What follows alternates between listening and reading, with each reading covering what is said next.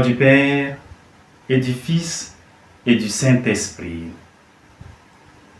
Évangile de Jésus-Christ selon Saint Jean. C'était après la mort de Jésus. Le soir venu, en ce premier jour de la semaine, alors que les portes du lieu où se trouvaient les disciples étaient verrouillées par crainte des Juifs, Jésus vint et il était là au milieu d'eux. Il leur dit, « La paix soit avec vous. » Après cette parole, il leur montra ses mains et son côté. Les disciples furent remplis de joie en voyant le Seigneur.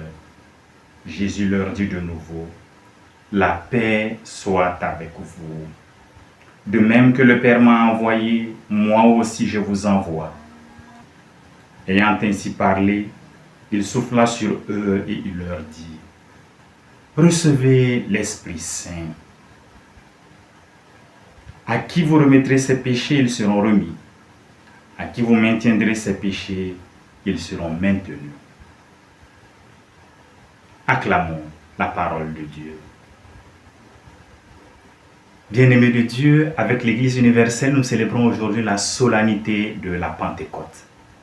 C'est l'anniversaire de la naissance de l'Église. Mais attention, attention, ne cherchez ni des gâteaux, ni des bougies.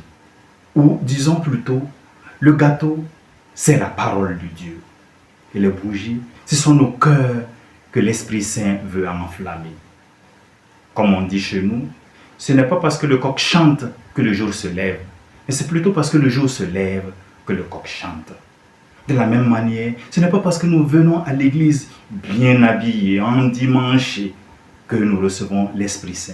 Non, c'est parce que l'Esprit Saint descend en nous que nous avons la joie d'aller à l'église.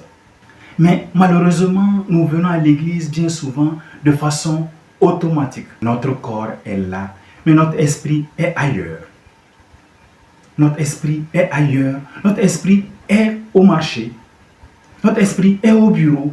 Notre esprit est dans les soucis de la semaine. Or, l'Esprit Saint qui descend en la solennité de la Pentecôte ne veut pas habiter une maison vide. Il veut habiter un cœur ouvert et brûlant. Regardez les apôtres le jour de la Pentecôte. Ils étaient enfermés dans la chambre haute. Ils étaient morts de peur, peur des Juifs, peur des Romains, peur de l'avenir. Ils étaient comme des poules mouillées. Et un proverbe de chez nous dit que la peur n'empêche pas la mort. Elle empêche seulement de vivre. Et puis, soudain, un bruit comme celui d'un vent violent. Des langues de feu se sont posées sur chacun d'eux. Bien-aimés, l'Esprit Saint n'est pas venu pour de nos apôtres une tisane magique, calmante. Non, il est venu mettre en eux un feu.